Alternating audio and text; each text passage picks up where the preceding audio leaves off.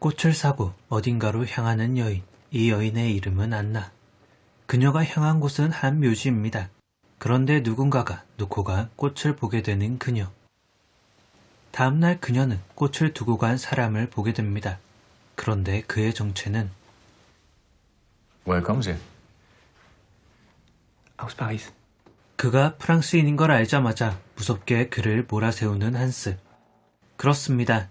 독일과 프랑스 간의 전쟁이 있었고 그의 아들 프란츠는 프랑스군에 의해 목숨을 잃었죠. 하지만 아들이 행히 꽃을 두러 오는 걸 확인했던 안나는 그를 집으로 초대합니다. 그럭저럭 대화가 오갔지만 프란츠의 아버지 한스만큼은 화난 채로 자리를 뜨게 되죠.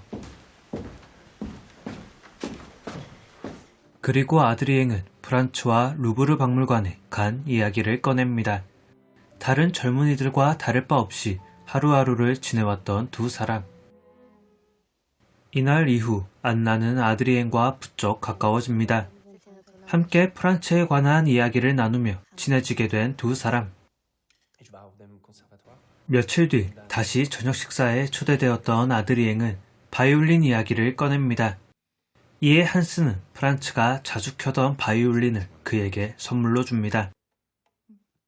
그리고 하루는 이 바이올린을 프란츠 대신 연주해달라는 부탁을 받게 되죠. 환상 속에 빠진 듯 바이올린의 선율을 감상하던 이들. 그런데 한편 한스는 오랜만에 아버지 모임에 참석합니다. 하지만 어딘가 냉랭했던 이들. 프랑스인과 가까이 한다는 것에 본능적인 반감을 사고 있던 겁니다. 그런 사람들에게 Wir sind Väter, die auf den Tod ihrer Kinder trinken.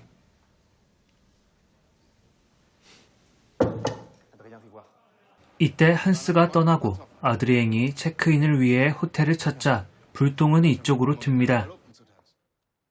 그날 저녁 식사 약속을 지키지 않은 아드리앵을 찾아 안나는 프란츠의 무덤을 찾습니다. 자신을 찾아온 안나에게 그는 숨겼던 진실을 말하게 되죠. 그가 숨겼던 진실은 그야말로 충격적. 그는 자신의 친구가 아니라 자신이 죽인 희생자의 가족에게 용서를 구하기 위해 이곳을 찾았던 거죠. 다음날 체크아웃을 하기 위해 나오던 아드리앵은 안나를 발견합니다. 안나는 그를 대신해 진실이 무엇이었는지 그의 부모님께 전했다는 이야기를 하죠. 그 길로 독일을 떠나 프랑스로 가는 기차에 올라탄 아드리앵. 하지만 한스의 집에 돌아와 보니 그녀가 거짓말을 했다는 걸 알 수 있었습니다. 안나는 아드리앵이 집안일 때문에 급히 프랑스로 돌아갔다는 이야기로 둘러댔던 거죠. 사랑하는 사람이 죽었다는 절망감, 그리고 다시 위로가 되어줄 사람이 배신을 했다는 허탈함에 충격을 받았는지 안나는 자살을 시도하기도 합니다. 얼마 뒤에는 아드리앵이 편지를 보내오기도 하지만 그녀는 이를 불태운 채 가짜 이야기를 들려줍니다. 그렇게 수차례 그의 편지를 무시했던 그녀는 큰 맘을 먹고 답장을 쓰기 시작합니다. 나름의 용서의 제스처를 표한 내용이었지만 편지는 어째서인지 반송되어 돌아옵니다. 그러자 이번에는 아드리앵을 찾아 그녀가 프랑스로 넘어가기로 합니다. 과연 두 사람은 다시 만날 수 있었을까요? 그리고 아드리앵이 숨겨왔던 거짓말은 어디까지였던 걸까요?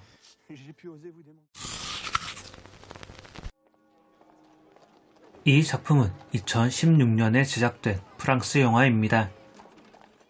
프랑스와 오존 감독의 작품인데 1932년에 제작된 내가 죽인 남자라는 영화를 원작으로 제작되었습니다. 제1차 세계대전이 배경이 되는 이 작품은 전쟁의 참혹함을 담아내고 있습니다. 아들의 죽음을 여전히 지워내지 못한 채 살아가는 호프마이스터 부부와 프란츠의 약혼자인 안나를 보여주면서 말이죠. 이들은 전쟁이라는 불합리한 이유로 가장 사랑하는 사람을 잃게 됩니다. 이들이 노골적으로 프랑스인인 아드리앵을 배척하는 건 역시 납득이 가는 부분이었죠. 다만 작품은 이 전쟁을 갈등의 원인으로 해석할 뿐 전쟁이라는 분류에 깊숙이 발을 담그지 않습니다.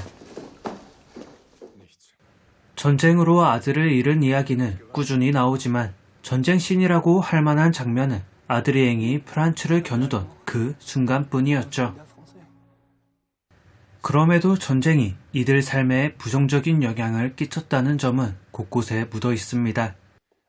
프랑스인이란 이유로 진료를 거부했던 한스와 아드리앵을 보며 못마땅하게 쳐다보던 한스의 옛 친구들. 두 나라의 사람들은 아무런 이유도 없이 서로를 혐오합니다. 자신들의 소중한 가족을 앗아가고 삶의 터전을 박살낸 그들을 용서할 수 없었을 테죠. 하지만 그들의 국가도 상대방 국가에게 똑같은 일을 했습니다. 자신의 소중한 아들들을 죽이고 축배를 들었던 프랑스인들처럼 그들도 프랑스 군인을 죽이고 승리의 맥주를 높이 치켜들었습니다. 달랐던 건 단 하나, 그들이 자신의 편이 아니었다는 점, 그것뿐이었죠. 원하지도 않았던 전쟁터로 내몰린 젊은 청년들, 그런 청년들에게 무기를 쥐어준 건 자신들이었습니다. 어쩌면 이들이 상대방에게 던지고 있던 혐오는 자신들을 향한 건지도 모르겠습니다. 자신의 아들을 사지로 내몰았던 건 다른 사람도 아닌 자기 자신이었으니 말이죠. 작품에서 가장 인상적이었던 건 바로 흑백 연출이었습니다. 과거에는 당연히 컬러로 영화를 만드는 게 불가능했으니 흑백 영화로 촬영되는 게 당연했습니다. 하지만 이제는 풀 HD를 넘어 4K급 화질을 영화관 영사기로 관람이 가능한 시대입니다. 당연히 의도적인 흑백 연출이 아니고서야 흑백 영화를 찾아보기 어려워진 것이죠. 그럼에도 감독은 흑백 영화처럼 작품을 만들었습니다. 이는 아주 삭막했던 전후 독일 사회를 보여주는 듯 했죠. 전쟁에서 패배했기 때문이라고 볼 수도 있지만 더 근본적인 이유는 전쟁 자체가 주는 허무함 때문이었습니다. 모든 전쟁엔 이유가 있지만 실제로 얻을 수 있는 건 많지 않습니다. 승리한다 해서 모든 열매를 움켜쥘 수도 없습니다. 이는 안나가 아드리앵을 찾기 위해 프랑스로 떠났을 때도 알 수 있었죠. 프랑스인이라 해서 달콤한 승리에 취해 있지 않습니다. 그들 역시 독일인과 다를 바 없이 큰 소리로 프랑스 국가를 부르고 노골적으로 독일인을 향한 혐오의 시선을 던져옵니다. 승전국이라 해서 마냥 밝은 미래가 보장되지 않고 오히려 똑같은 모습을 하고 있었죠. 그래서 감독은 이런 연출을 택했습니다.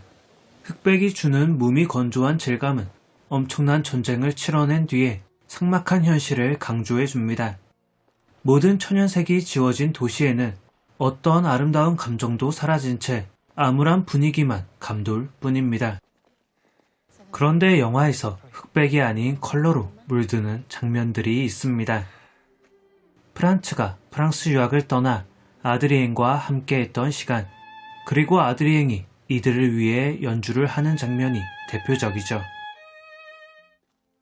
작품 속 컬러로 된 장면들은 거짓말 또는 과거 일의 회상입니다. 이들이 삶에서 유일하게 아름다움을 느끼고 행복해할 수 있던 시간은 현실에서 벗어난 가짜 사실을 만들거나 지금이 아닌 과거 속 추억거리를 더듬는 일 외에는 없었다는 거죠. 얄궂게도 이 거짓을 감당해야 하는 건 역시 안나의 몫이었습니다.